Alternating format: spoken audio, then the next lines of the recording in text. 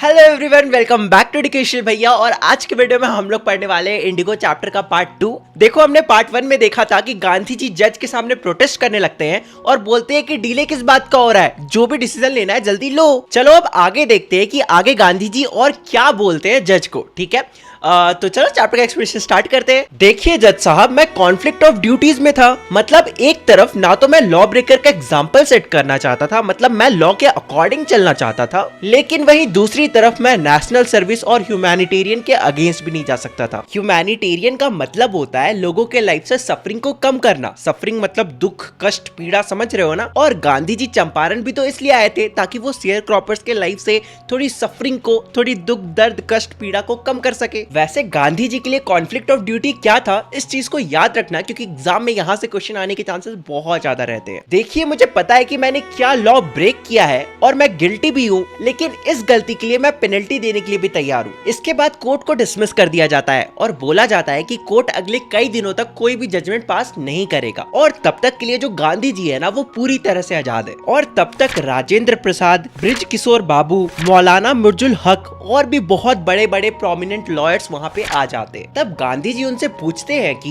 वैसे अगर मैं जेल चला गया तो आप लोग क्या करेंगे। तभी एक सीनियर लॉयर आगे आके कहते हैं कि गांधी जी, हम तो आपको हेल्प करने और एडवाइस करने आए थे। अगर आप ही जेल चले जाएंगे तो हम लोग तो अपने अपने घर ही चले जाएंगे ना। और जो शेयर क्रॉपर्स के साथ इनजस्टिस हो रहा है उसका क्या? अगर मैं जेल चला जाता हूँ तो तुम लोग शेयर क्रॉपर्स के लिए लड़ना छोड़ दोगे? तभी राजेंद्र प्रसाद जी आगे आके कहते हैं कि गांधी जी, जो कि इन शेयर क्रॉपर्स के लिए कम्प्लीटली स्ट्रेंजर थे, मतलब अननोन इंसान थे, वो तक इन शेयर क्रॉपर्स के लिए जेल जाने के लिए तैयार है। और दूसरी तरफ हम जो यहीं पे रहते हैं और हमारा तो कर्तव्य है इन शेयर क्रॉपर्स की मदद करना, हम इनके लिए इतना भी नहीं कर सकते हैं। आखिर हम कैसे पीछे हट सकते हैं?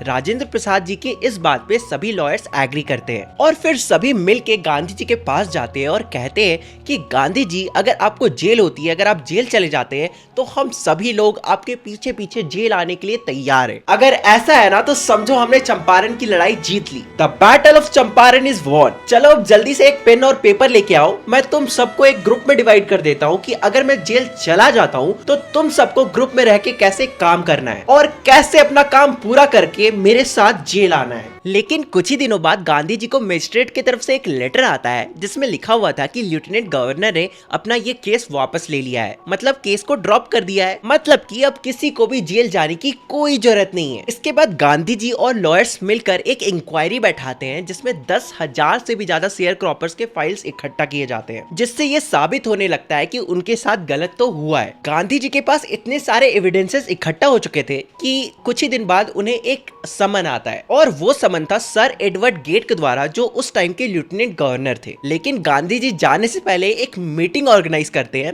और लॉयर्स के सामने, अपने जितने भी जान पहचान के लोग हैं उनके सामने ये कहते हैं कि अगर मैं वापस नहीं आ पाता हूँ किसी भी रीजन से तो तुम लोग सिविल डिसोबीडिएंट मूवमेंट चालू कर देना। इसके बाद गांधी जी और लेफ्टिनेंट गवर्नर के बीच 4 लंबी लंबी मीटिंग्स होती है, बहुत बड़ी बड़ी। इसके बाद ऑफिशियल कमीशन ऑफ इंक्वायरी बैठाई जाती है जिसमें भर भर के एविडेंस सामने आती है लैंडलॉर्ड्स के खिलाफ। वैसे इस इंक्वायरी में गांधी जी एक तरफ थे जो सभी शेयर क्रॉपर्स को रिप्रेजेंट कर रहे थे और दूसरे तरफ सारे के सारे लैंडलॉर्ड्स थे। और मैं तुम्हें ये भी बता दूं कि ये इंक्वायरी, जो कि सिर्फ कुछ ही दिन चलने वाली थी, ये इंक्वायरी पूरे 1 साल तक चलती है और इस इंक्वायरी की वजह से गांधी जी का पूरा 1 साल वेस्ट हो जाता है। लेकिन एट लास्ट कहते हैं ना कि सब्र का फल मीठा होता है, तो जो लैंडलॉर्ड्स होते हैं वो एक्सेप्ट कर लेते हैं कि हाँ जी, हमारी ही गलती है, क्योंकि उनके पास कोई और ऑप्शन बचा ही नहीं था। इसलिए लैंडलॉर्ड्स कहते हैं कि आपको कितना पैसा चाहिए ये तो बता दो। लैंडलॉर्ड्स को लग रहा था कि जो गांधी जी है ना, वो 100% रिपेमेंट का बात करेंगे, मतलब पूरा का पूरा पैसा वापस देने का बात करेंगे। लेकिन गांधी जी ऐसा नहीं करते हैं,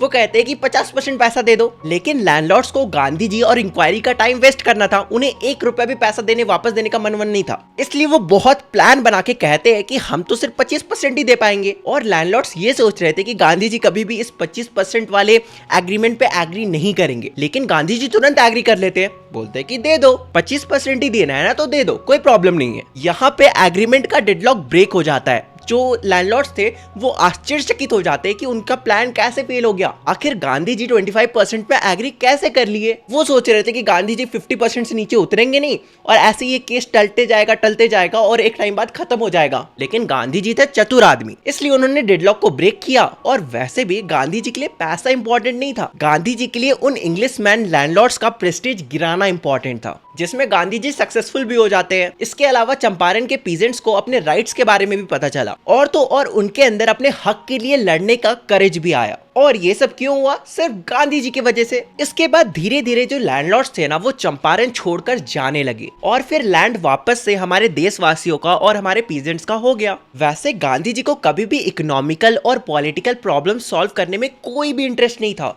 गांधी जी को बस कल्चरल और सोशल बैकवर्डनेस जैसे प्रॉब्लम को सुधारने का और सॉल्व करने का इंटरेस्ट था। इसलिए इन सब इंसिडेंट के बाद गांधी जी चंपारण में बहुत सारे टीचर्स को बुलाते हैं। साथ ही साथ महादेव देसाई, नेहारी पारिक और अपनी वाइफ और अपने बेटे को भी चंपारण बुलाते हैं ताकि वो उनकी हेल्प कर सके। इसके बाद चंपारण में प्राइमरी स्कूल खोला जाता है। गांधी जी की वाइफ मतलब कस्तूरबा बाई आश्रम को छोड़कर गांधी जी के पास चंपारण आ जाती है। उसके बाद वो स्कूल के बच्चों को आश्रम के रूल्स सिखाती है और साथ ही साथ पर्सनल क्लीनिनेस और कम्युनिटी सैनिटेशन के बारे में भी सिखाती है। देखो चंपारण का हेल्थ कंडीशन भी बिल्कुल अच्छा नहीं था, इसलिए गांधी जी ने डॉक्टर्स को बुलाया और डॉक्टर्स ने पूरे 6 महीना तक लगातार चंपारण में सर्विस किया। और साथ ही साथ उस टाइम डॉक्टर्स अपने साथ 3 पॉपुलर मेडिसिन भी चंपारण में लेकर आए। वो 3 मेडिसिन क्या थे?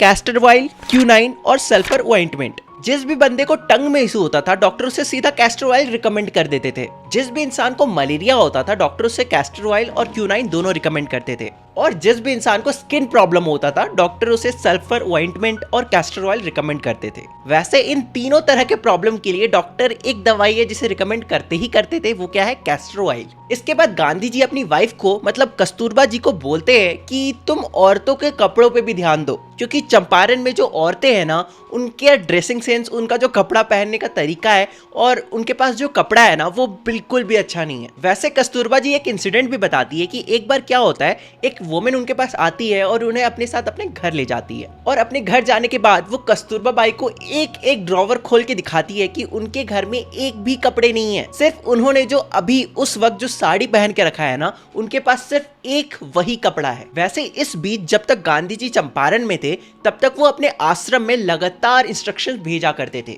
और ये चंपारण वाला मोमेंट गांधी जी के लिए एक टर्निंग पॉइंट भी था, क्योंकि इससे उन्होंने साबित किया कि ब्रिटिश उन्हें उनके खुद के कंट्री में ऑर्डर्स नहीं दे सकते हैं। और साथ ही में जो गांधी जी का सपना था कि इंडियन लोग जो है ना, जो इंडियंस है वो खुद के लिए स्टैंड ले पाए, खुद के हक के लिए लड़ पाए, वो उनका सपना भी धीरे धीरे पूरा हो रहा था। वैसे राजेंद्र प्रसाद और दूसरे बड़े बड़े लॉयर्स ये सोचते हैं कि गांधी जी का एक बहुत ही बड़ा फॉलोअर है जो कि एक इंग्लिशमैन है जिसका नाम है चार्ल्स फ्रियर एंड्रयू। तो वो सोचते हैं कि क्यों ना उसे अपने साथ शामिल कर लिया जाए, क्योंकि ऐसा करने से वो लोग काफी ज्यादा पावरफुल हो जाएंगे। लेकिन गांधी जी को जैसे ये बात पता चलता है कि राजेंद्र प्रसाद और दूसरे बड़े बड़े लॉयर्स एंड्रयू को अपने साथ शामिल करना चाहते हैं, तो वो कहते हैं कि तुम सबको क्या लगता है हम इंडियंस कमजोर है और ये एक अनइक्वल फाइट होगी अगर हम इंडियंस एक तरफ रहेंगे और दूसरी तरफ इंग्लिशमैन रहेंगे तो, इसलिए तुम एंड्रयू जो कि एक इंग्लिशमैन है तुम उसे हमारे साथ शामिल करना चाहते हो ताकि ये एक इक्वल फाइट हो जाए। ये चीज तुम्हारी दिल की वीकनेस को दिखाता है। This shows the weakness of your heart.